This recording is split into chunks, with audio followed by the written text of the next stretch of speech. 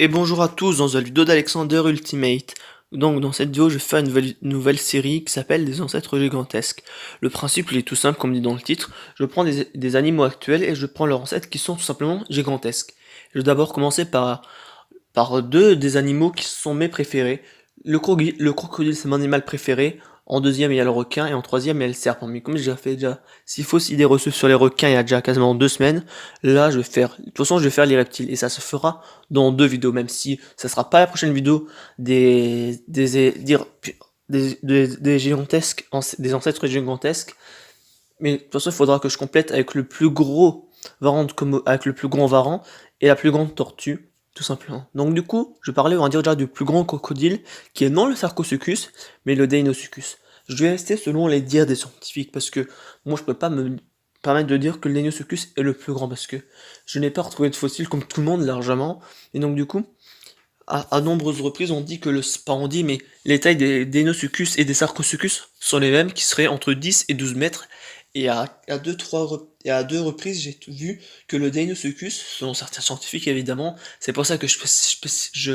précise ça aujourd'hui, que que le Deinosuchus est le plus grand, car il y a certains scientifiques qui se permettent de dire que le Deinosuchus est le plus grand, parce que c'est comme le mégalodon que je vais revenir dans quelques vidéos même. En soi, je vais peut-être faire une vidéo dédiée à ça. On peut pas dire que des espèces qu'on n'a pas le fossile complet de dire la taille. C'est toujours des hypothèses par rapport à des proportions avec les espèces actuelles. Par exemple, au niveau du mégalodon, au niveau des dents, qui est la principale chose qu'on trouve au niveau de lui, dire de ses dents, qu'on trouve largement le plus en abondance, je vais vous expliquer pourquoi les dents, et on trouve pas d'autres parties de son squelette tout simplement. Et on prend en comparaison avec la taille d'une dent de grand requin blanc, et on fait la proportion, même si en soi, ça peut paraître bien et d'autres fois pas trop bon. De toute façon, la taille du mégalodon, quand je viendrai dessus, elle est énorme. Ça peut être de une fois à 2 fois la taille maximale, parce que c'est entre 15 et 30 mètres selon le scientifique, mais je vais rester sur le Deinosuchus. Donc, en soi, à nombreuses reprises, et de toute façon, en soi, ils sont pas, on va dire, pas si différents, mais au niveau de leur longueur on va dire qu'ils se ressemblent, mais déjà 12 mètres qui pourraient avoir quasiment la même taille. Leur mâchoire, leur gueule ou leur mâchoire ont une longueur d'environ 2 mètres, 1,80 m, mais après ils ont aussi trouvé des mâchoires de 2 mètres, mais en soi, quand on les pose comparé à des crânes humains ou à des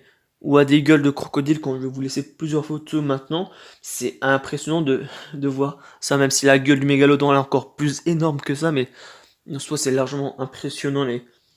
au niveau de leurs mâchoires qui sont déjà assez longues tout simplement. Et on va rester, on va dire, au niveau de la mâchoire du Deinosuchus, qui veut dire terrible crocodile, que j'ai pas dit, mais de toute façon on soit ça pose déjà la couleur. Au niveau de ses dents, au niveau de sa gueule, il a 88 dents, donc et de toute façon en soi les crocodiles, ils renouvellent, on va dire, les dents toute leur vie, tout comme les requins, mais pas de la même façon, parce que les requins ils ont des rangées de dents qui se substituent, on va dire, qui sont programmés pour renouveler toute leur vie, qu'ils aient largement beaucoup de dents, alors que les crocodiles, dès qu'il y en a une qui se pète, elle repousse, mais ils n'ont pas des rangées de dents comme les requins tout simplement. Puis après, ils ont vécu à la fin du Crétacé entre 80 et 70 millions d'années, puis après, des fois ça se joue à certaines unités près à 83 millions d'années jusqu'à 73 millions d'années, mais après, en soi c'est dans la même tranche d'années précises, mais après de toute façon c'est assez approximatif en général. Il a vécu dans l'actuelle Amérique du Nord au niveau du Mexique, et de toute façon après en soi il a plus ou moins le même fonctionnement que les crocodiles actuels, et on va dire plutôt des alligators actuels, parce que le Cercosuchus lui, il est plus représentatif, on va dire d'être un ancêtre du gavial, parce qu'il a plus ou moins la gueule fine comme les gavials tout simplement, alors que le sarco, que le, pardon, que le Deinosuchus, qui a la même forme de gueule qu'un alligator, donc c'est plus au niveau des alligators on va dire, qui est plus assimilé, on va dire, au niveau d'être un ancêtre, puis après il a tout de similaire au crocodile actuel, le même fonctionnement de chasse, le même habitat dans lequel il vit, les mêmes contraintes lorsqu'il est dans l'eau quand il est sur terre, à part sa longueur surdimensionnée tout simplement. Il vit comme les crocodiles actuels, il vit dans des milieux marécageux ou des rivières. Il chasse, on va dire, plus ou moins les mêmes types de proies qu'ils chassent les crocodiles actuels, des poissons, des tortues, et ce qui différencie, c'est les dinosaures. Sarcosuchus et Deinosuchus s'attaquer à des, je veux dire à des crocodiles, peut-être à des plus petits crocodiles, mais s'attaquer surtout à des dinosaures. Autant que ce soit herbivore ou carnivore, il n'avait pas du tout peur. Il pouvait chasser des personnes, des tyrannosaures, des tyrannosauridés qui sont au niveau de la famille qui étaient présents, qui étaient beaucoup présents à de toute façon, de nombreuses reprises. De toute façon, dès qu'il y a un tyrannosauridé, il y a toujours des sauropodes. Ça, je vous ferai une vidéo, mais de toute façon, en soi, les familles des herbivores et des carnivores évoluent plus ou moins d'une certaine façon, parce que quand on trouve un argentinosaure avec un allosaure ou même d'autres choses, au final, il y a toujours une sorte d'évolution perspective avec les sauropodes et les grands carnivores, tout simplement. Mais de toute façon, les Deinosuchus et les Sarcosuchus s'attaquaient à des Parasaurolophus, s'attaquaient au tyrannosaure, mais le Sarcosuchus, non, je me suis trompé. Le Sarcosuchus, lui, son concurrent direct, plus ou moins, c'était le Spinosaure 2, crocodilien, énorme, vivait à la même époque, ça, tout simplement. Mais après, j'ai évité de diverger par rapport à ça, mais c'est pour vous dire, pour annoncer déjà la couleur déjà, ces crocodiles étaient des crocodiles terribles. Autant que ça soit Deinosuchus ou Sarcosuchus, ce qui veut pas dire la même chose, dans tous les cas, ils montrent à dire que c'était pas que, c'est aussi, ça démontre une idée,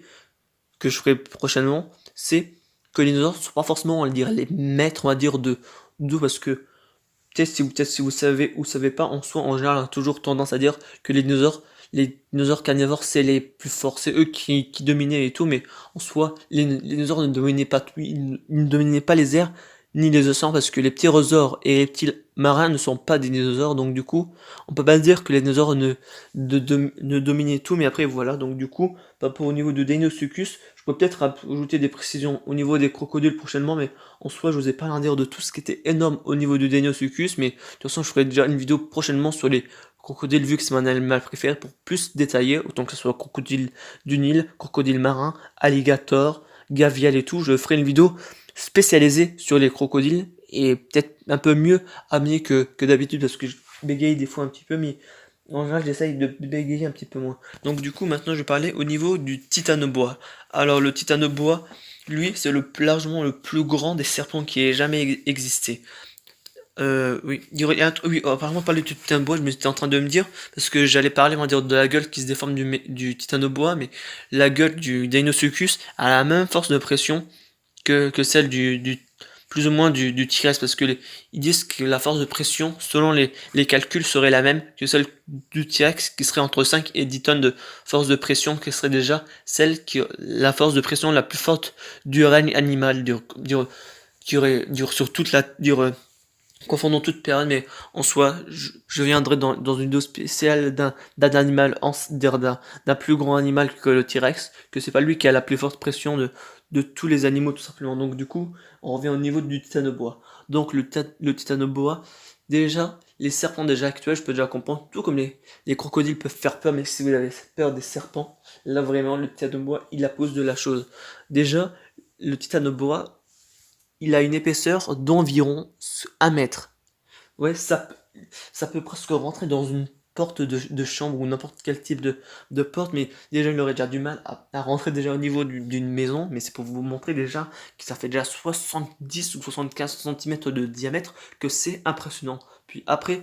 aussi au niveau, on va dire, de ses côtes, il y a une photo qui est assez impressionnante, mais aussi qui est aussi largement réelle. Les côtes d'un titanoboa de 15 mètres est largement presque 3 fois, voire 5 fois supérieure que les côtes. Je sais même pas si c'est les côtes, mais il y a un os qui est largement plus, qui est très gros au niveau des titanoboa, qui est largement plus grand que les boas actuels. Et de toute façon, titanoboa, je l'ai même pas dit au début, c'est-à-dire titanesque boa ou gigantesque boa, mais de toute façon, titano, c'est-à-dire titanesque, tout simplement. Mais après, c'est un boa exceptionnel parce que déjà, les plus grands boas, comme, ah oui, je l'ai pas dit, mais comme je me suis à de maintes reprises, les titanoboa peuvent faire jusqu'entre 6 et 7 mètres et peser environ 200 kg, alors que les pitons réticulés qui sont les plus longs peuvent faire entre 7 et 8 mètres, et certains cas qui ont été,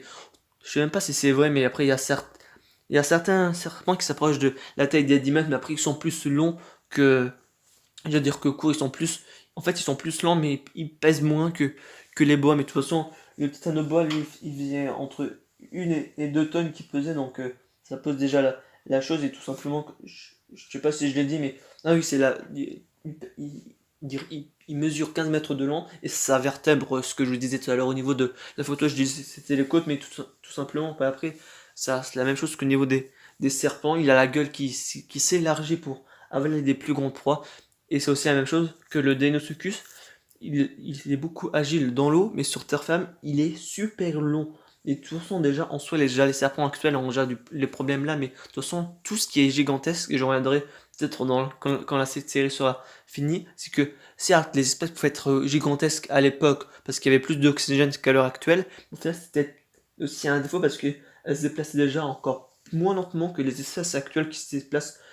assez lentement, et de toute façon, en soi, tout comme le Deinosuchus, il n'y avait rien qui pouvait. En fait, il y avait aucun prédateur, donc il pouvait s'attaquer à tout, à des tortues, à des plus petits crocodiles que lui. Rien ne lui échappait tout simplement. Et de toute façon, il vit aussi comme les titanoboa dans les mêmes conditions actuelles. Donc voilà, j'ai fini cette vidéo sur cette nouvelle, on va dire, série avec ces deux monstres tout simplement qui sont assez impressionnants, tout simplement. Après, je suis pas relongé un peu plus, on va dire, dans leur mode de fonctionnement parce qu'ils fonctionnent comme les crocodiles et serpents actuels. Et de toute façon, je ferai des vidéos spécifiques sur ça d'ici peut-être l'année prochaine, parce que sur l'heure actuelle, je ne vais pas encore rentrer sur ça et je m'exprime pas encore assez bien encore pour pouvoir parler à dire pleinement, parce que là, j'arrive quand même un peu mieux à m'exprimer que d'habitude, mais de toute façon, ça se fera dans un futur, mais après voilà. Donc j'espère que cette vidéo vous a plu, et on se dit à la prochaine dans une nouvelle vidéo d'Alexander Ultimate, et sur ce, ciao hein.